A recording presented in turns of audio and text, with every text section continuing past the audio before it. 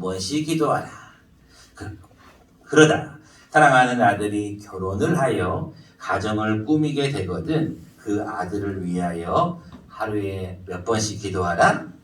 3번씩 기도하라 라는 그런 격언이 있다고 합니다.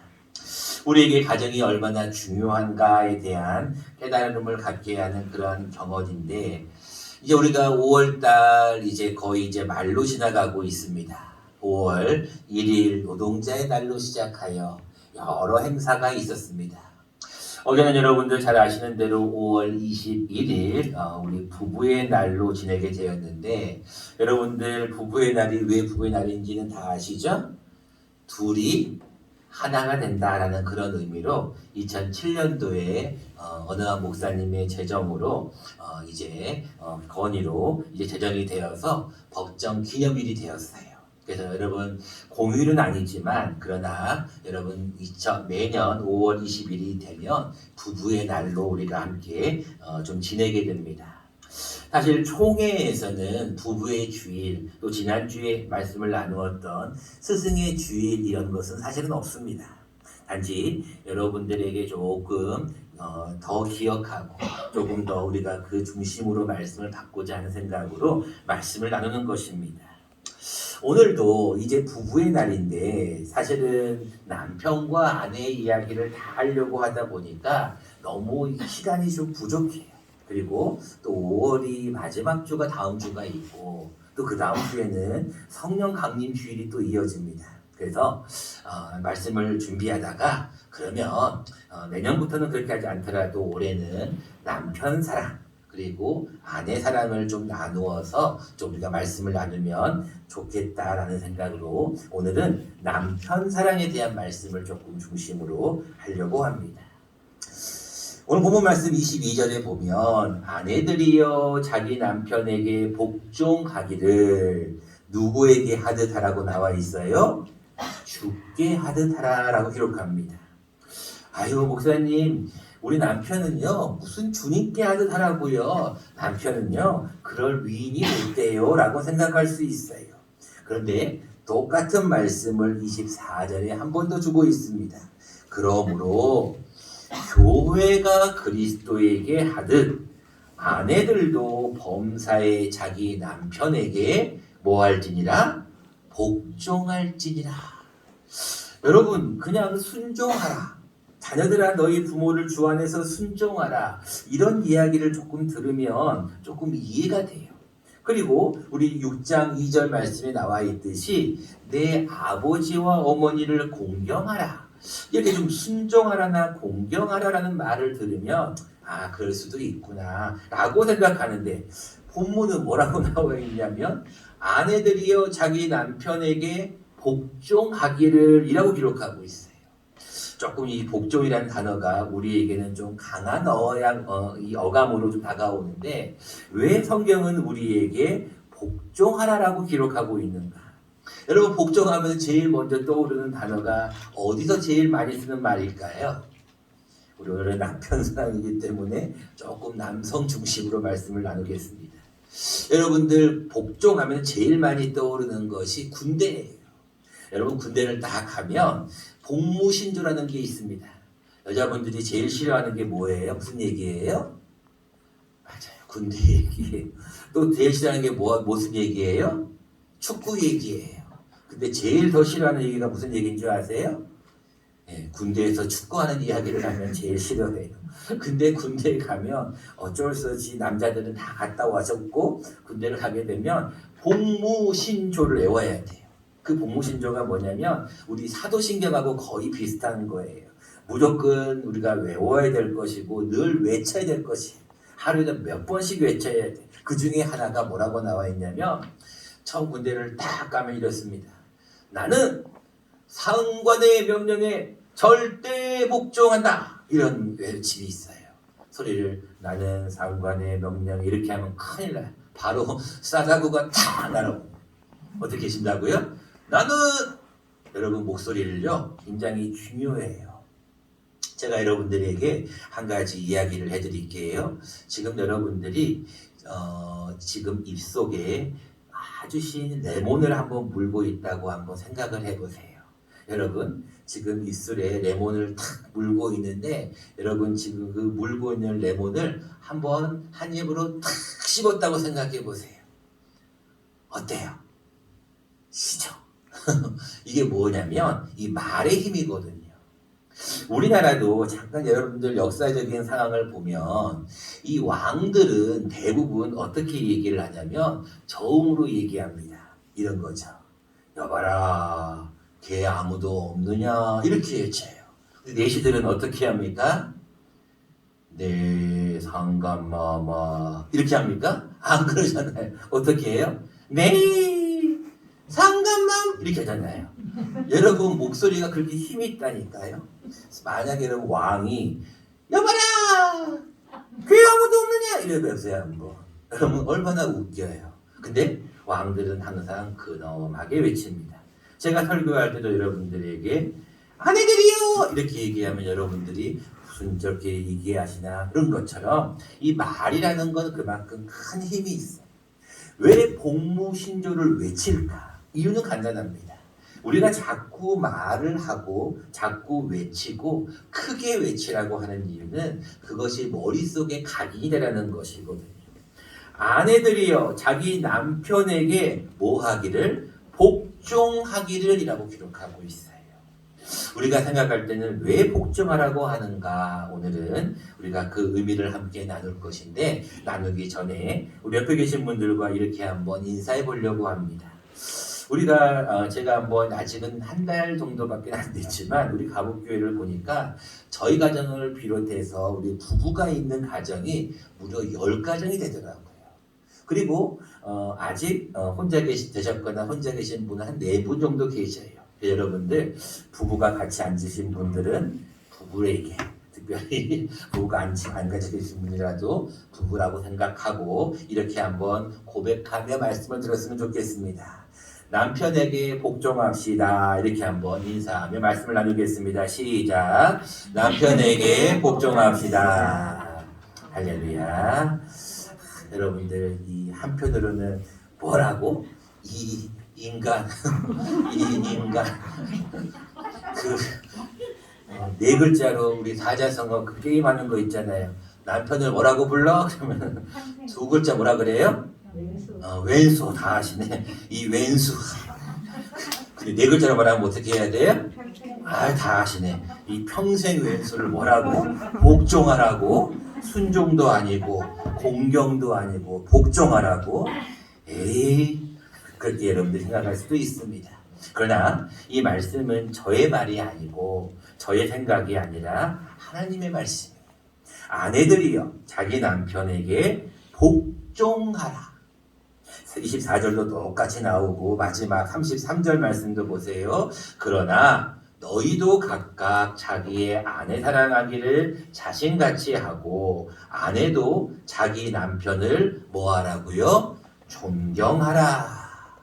이놈의 인간 존경할 만한 가치가 하나도 없는데 존경하라고? 복종하라고? 자, 우리가 오늘은 그 말씀의 의미를 한번 생각해 보려고 합니다. 첫 번째입니다. 여러분들이 남편을 사랑할 수 있는 방법입니다. 여러분들이 자녀들에게나 자손들에게도 잘 들으셨다가 딸이 있는 집안은 꼭 남편을 대할 때 이렇게 해야 된다는 것을 알려주시면 도움이 됩니다. 자, 남편을 사랑할 수 있는 방법입니다. 첫 번째입니다. 남자를 잘 알아야 됩니다. 존 그레이가 쓴 화성에서 온 남자, 금성에서 온 여자라는 책을 보면 남자와 여자에 대한 어떤 일반적인 성향이 잘 기록이 되어 있습니다. 남자는 대체적으로 성취지향적, 목표지향적이에요. 근데 반면에 여자들은 관계지향적이다. 남자들은 무엇인가 목표가 딱 생기면 그 목표를 향해서 전진한다는 거예요. 대표적인 경우가 여러분들 마트나 백화점에 가보면 금방 표시가 납니다. 여자분들, 남자분들 같이 남편이랑 같이 여러분들 쇼핑할 때 제일 불만이 뭐냐면 쇼핑하러 가자 그러면은 남자들이 제일 싫어해요. 그 이유가 뭘까요? 남자들은 쇼핑하는데 얼마 걸리지 않습니다. 왜 그럴까요? 목표 지향적이기 때문에 그래요. 성취지향적이기 때문에 목표가 하나가 딱 잡히면 그것을 향해서 전진합니다. 가서 3층에 있는 뭐 하나만 딱 짚고 그대로 내려오면 돼요. 여자분들은 어때요? 쇼핑하러 가면 1층부터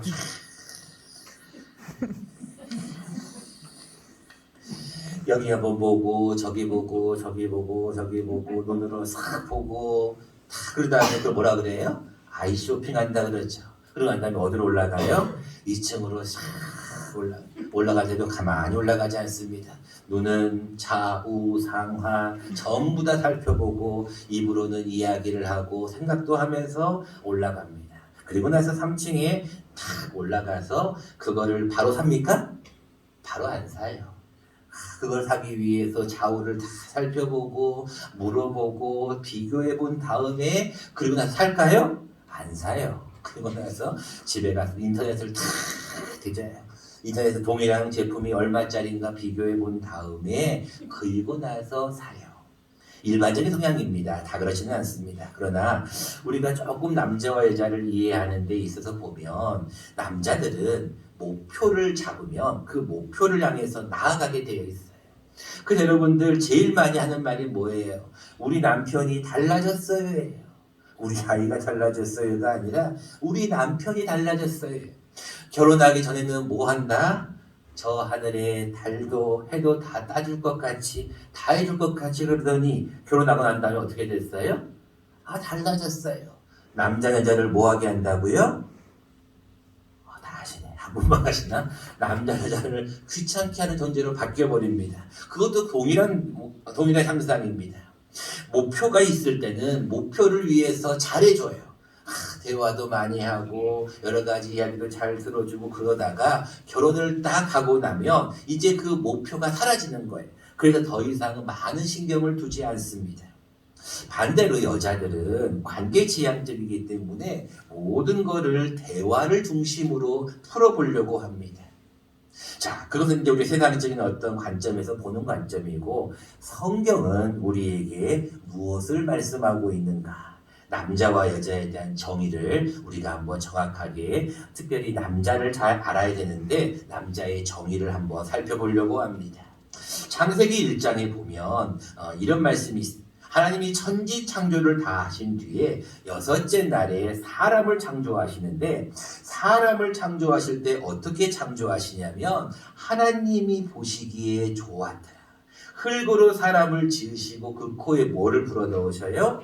생기를 불어넣으셔요. 그러니까 사람이 뭐가 됩니까? 생명이 되었어요.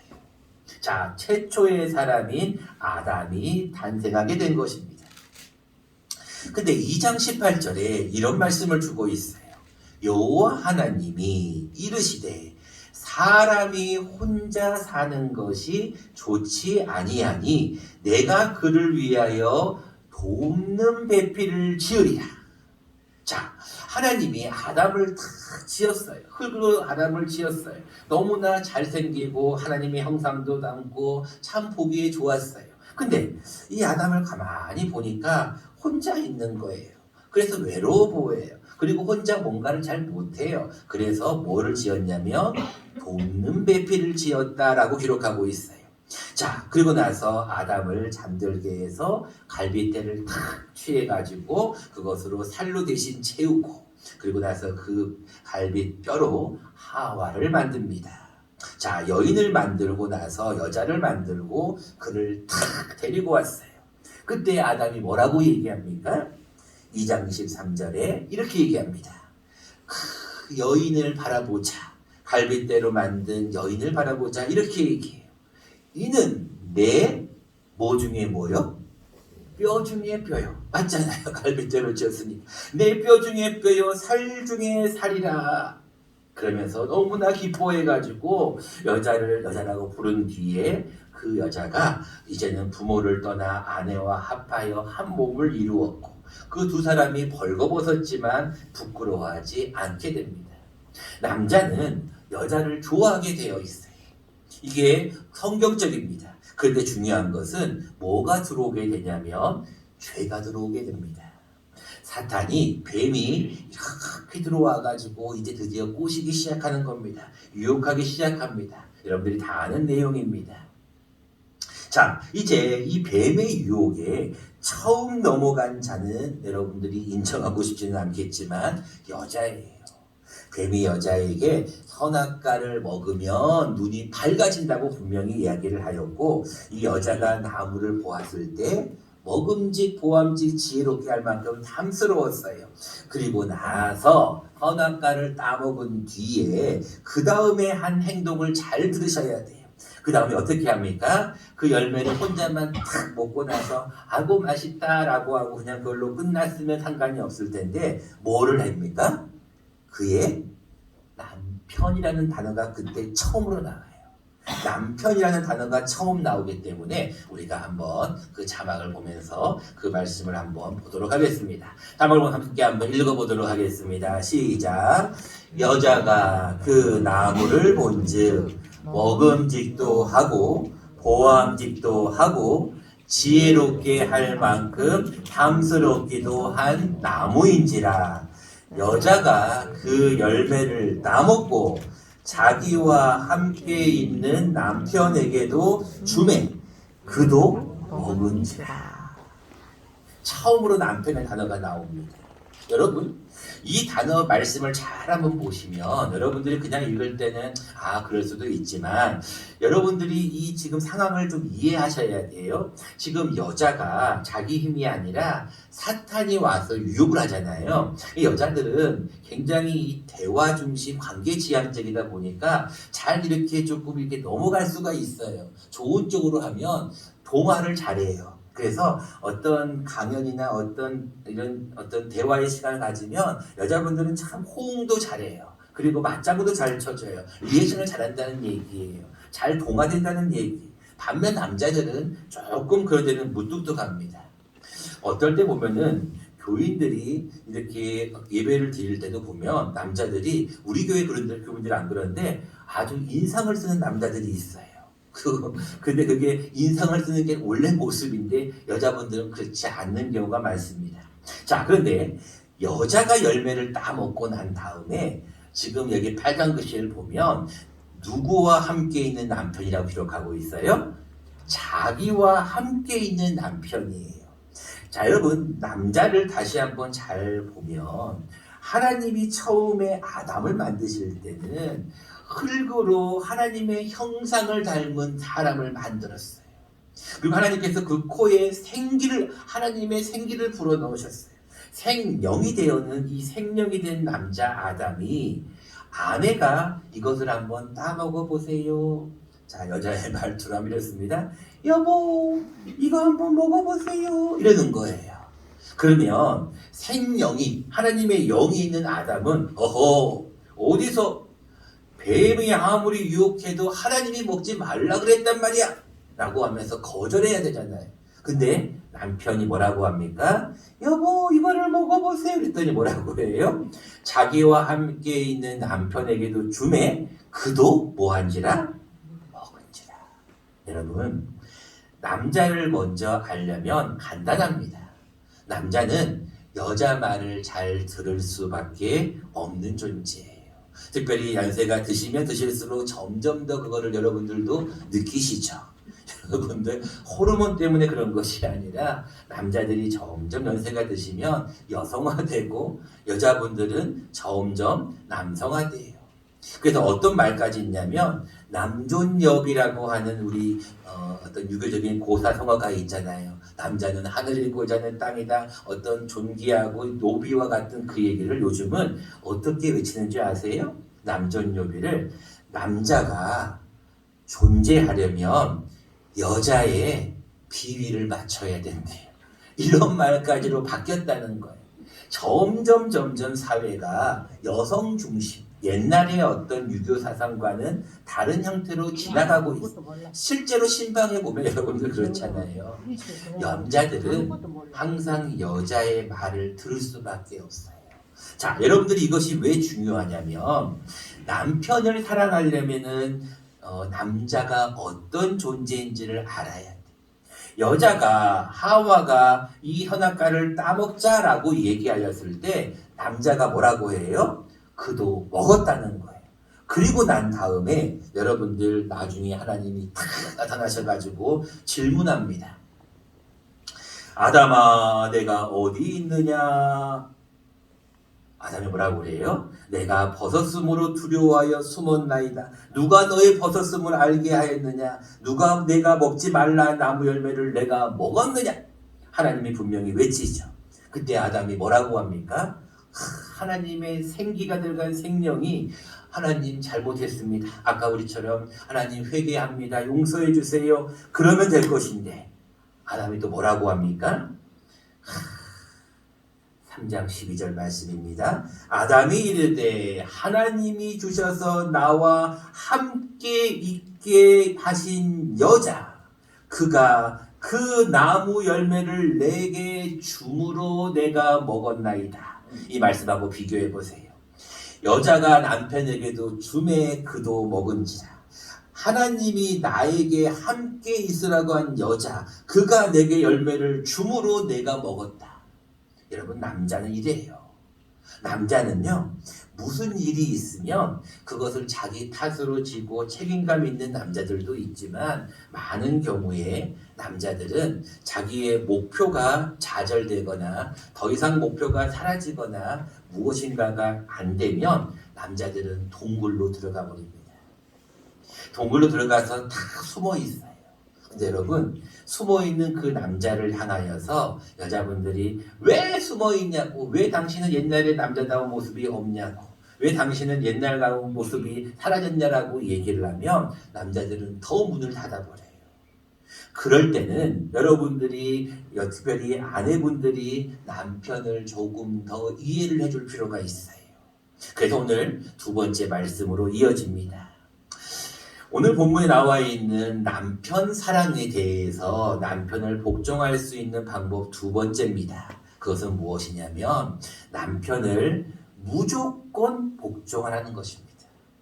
네, 무조건이라고요? 어떻게 그게 가능합니까? 지금 방금 목사님이 남자에 대해서 설교하실 때 남자는 정말로 핑계덩어리고 남자는 정말로 여자에게 변명을 하고 여자와의 말을 들을 수밖에 없는 그런 연약한 존재인데 어떻게 복종하라고 하는 얘기입니까?